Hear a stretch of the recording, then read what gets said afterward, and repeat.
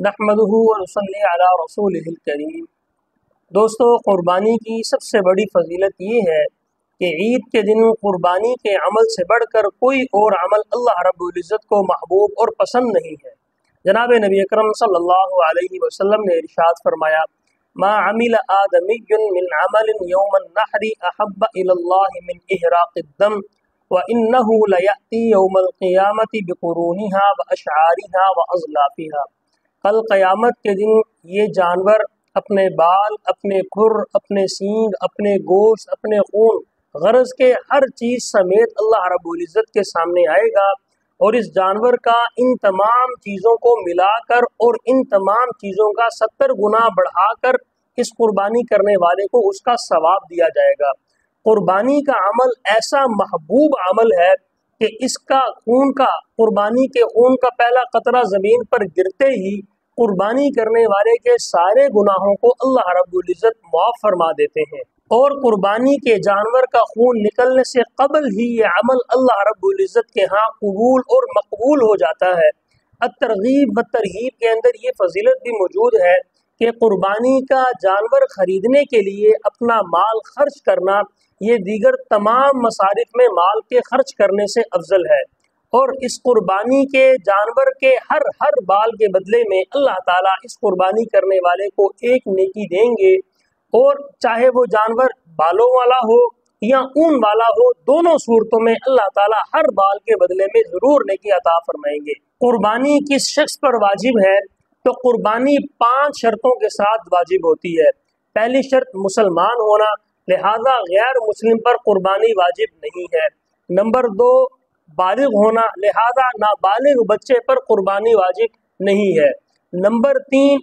मुकीम होना, लिहाजा अगर कोई शख्स सफ़र पर है तो उस पर भी कुर्बानी वाजिब नहीं है। नंबर 4 कुर्बानी वाजिब होती है आकिल आदमी पर, लिहाजा अगर कोई मजनून है, दीवाना है, पागल है तो उस पर भी कुर्बानी वाजिब नहीं है। नंबर 5 साहिबे निसाब होना, लिहाजा अगर कोई गरीब है, फ़कीर और मिस्कीन है उस पर भी कुर्बानी वाजिब नहीं होगी। मज़कूरा वाला 5 किस्म के अफराद में से किसी शख्स के पास इन 5 मालों में से कोई एक माल हो या एक से ज़ायद माल मखसूस मिक़दार में मौजूद हो तो उस पर कुर्बानी वाजिब होती है। नंबर 1 सोना,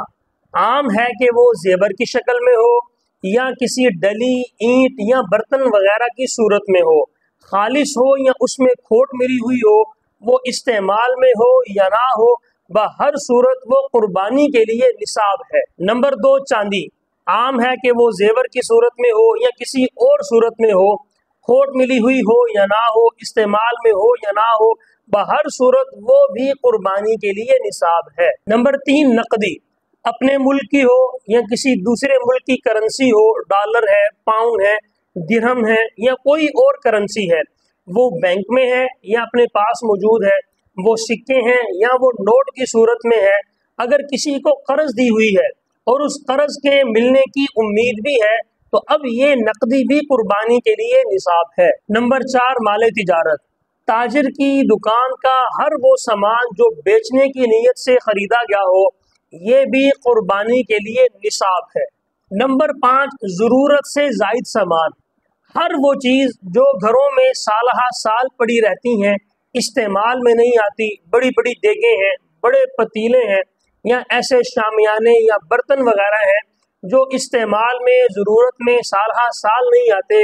ये सारी चीज़ें भी कुर्बानी के लिए निसाब बनेगी। अब इन 5 मालों की 2 हालतें होंगी, या तो सिर्फ इस कुर्बानी करने वाले के पास एक ही माल होगा या एक से ज़ायद माल होंगे, यानी सोना भी है, चांदी भी है, नकदी भी है, या सिर्फ सोना ही है या सिर्फ चांदी है और कुछ नहीं है। अब इन दोनों किस्मों का हुक्म अलहदा-अलहदा है। अगर सिर्फ एक ही किस्म का माल है यानी सिर्फ सोना ही है तो उसका हुक्म ये है, अगर किसी के पास सिर्फ सोना है, सोने के अलावा दूसरी कोई और चीज़ नहीं है, ना चांदी है, ना माले तिजारत है, ना ज़रूरत से ज़ायद सामान है, ना नकदी है, तो अब अगर इस सोने का वज़न 7.5 तोले तक पहुँचता है तब कुर्बानी वाजिब होगी। अगर 7.5 तोले से कम है तो इस शख्स पर कुर्बानी वाजिब नहीं है।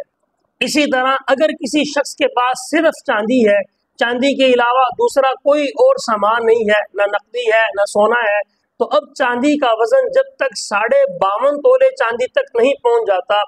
اس وقت تک اس شخص کے اوپر قربانی واجب نہیں ہوگی۔ اور اگر 52.5 تولے چاندی تک اس کا وزن پہنچتا ہے تو اب اس صورت میں یہ شخص صاحب نصاب ہوگا، اس پر قربانی واجب ہوگی۔ اگر کسی شخص کے پاس صرف نقدی موجود ہو، جیسے ہمارے ہاں مرد حضرات کے پاس نقدی تو موجود ہوتی ہے، نہ سونا ہے نہ چاندی ہے نہ دیگر کوئی ضرورت سے زائد سامان ہے، اب اس کا حکم یہ ہے کہ جب تک یہ نقدی اتنی نہ ہو جائے کہ اس سے 52.5 تولے چاندی خریدی جا سکے، اس وقت تک یہ شخص صاحب نصاب نہیں ہوگا اور اس پر قربانی بھی واجب نہیں ہوگی۔ ہاں اگر یہ شخص 52.5 تولے چاندی کو خرید سکتا ہے، اتنی نقدی اس کے پاس موجود ہے، اتنا اس کے پاس بیلنس موجود ہے، تو اب اس صورت میں یہ صاحب نصاب ہے اور اس پر قربانی کرنا واجب ہے۔ اور اگر کسی شخص کے پاس 2 قسم کے اموال ہوں یا 2 سے زیادہ اموال اس کے پاس موجود ہیں تو ان کا حکم یہ ہے، یعنی کسی کے پاس سونا بھی ہے چاندی بھی ہے، یا سونا چاندی اور اسی طرح نقد رقم بھی موجود ہے، یا ضرورت سے زائد سامان ہے یا مال تجارت ہے، تو اب اس کا حکم یہ ہے کہ ان تمام چیزوں کو ملانے کے بعد اگر وہ ساری چیزیں 52.5 تولے چاندی کی رقم تک پہنچتی ہیں تو یہ صاحب نصاب ہے، اس پر قربانی واجب ہے۔ اگر نہیں پہنچتی 52.5 تولے چاندی تک یہ ساری کی ساری چیزیں، نقدی بھی سونا بھی چاندی بھی ملانے کے باوجود، تو اب یہ شخص صاحب نصاب نہیں ہے، اس پر قربانی بھی واجب نہیں ہوگی۔ ضرورت سے زائد سامان کیا ہے؟ بہت سارے لوگ یہ سوال کرتے ہیں کہ کون سی چیز ضرورت میں شامل ہے اور کون سی چیز ضرورت سے زائد ہے، تو غور سے سنیں۔ ضرورت سے زائد سامان کی تفصیل یہ ہے کہ انسان کا رہائشی مکان، انسان کے پہننے اوڑھنے کے کپڑے اور ضرورت کی سواری، جو اس کو ضرورت ہے، چاہے موٹر سائیکل ہے، چاہے گاڑی ہے، چاہے لینڈ کروزر ہے، جو بھی چیز ہے جو اس کی ضرورت میں ہے، اور گھر کی دوسری جو ضرورت کی چیزیں ہوتی ہیں جو صبح شام استعمال میں آتی ہیں، یہ ساری کی ساری چیزیں انسان کی ضرورت میں شامل ہیں۔ ان چیزوں کی وجہ سے انسان شرعاً صاحب نصاب نہیں ہوتا، مالدار نہیں ہوتا، ان چیزوں کی وجہ سے اس شخص پر قربانی نہیں آتی۔ نمبر 3، اگر کسی شخص کے پاس ضرورت پوری کرنے کا سامان موجود ہے لیکن اس نے اس سامان کے علاوہ دوسری چیزیں بھی اپنے پاس رکھی ہوئی ہیں، مثلا اس کی رہائش کے لیے 1 مکان کافی ہے، اس نے 2 مکان رکھے ہیں، اس کی سواری کے لیے 1 گاڑی کافی ہے، اس کے پاس 2 یا 3 گاڑیاں ہیں جو ضرورت سے زائد ہیں۔ اب جو چیز ضرورت سے زائد ہے، 2 گھر ہوں 3 ہوں، 2 گاڑیاں ہوں 3 گاڑیاں ہوں، یا دوسری کوئی بھی چیز جو ضرورت سے زائد ہے، تو اب یہ چیز نصاب میں شامل کی جائے گی، اور اگر وہ مکان اور اس کی جو گاڑی ہے اس کی قیمت 52.5 تولے چاندی کو پہنچتی ہے تو اس شخص پر بھی قربانی واجب ہے۔ نمبر 5، ٹی وی، وی سی آر، ڈش، ناجائز اور نامناسب مضامین کی ویڈیو کیسٹیں وغیرہ جو ہیں، یہ انسان کی ضرورت میں شامل نہیں ہیں، یہ لغویات ہیں، لہذا یہ تمام چیزیں ضرورت سے زائد ہیں، ان چیزوں کو بھی قربانی میں شامل کیا جائے گا اور ان چیزوں کو ملا کر حساب کیا جائے گا۔ آج کی ویڈیو کی آخری چیز یہ ہے کہ قربانی کس وقت واجب ہوتی ہے۔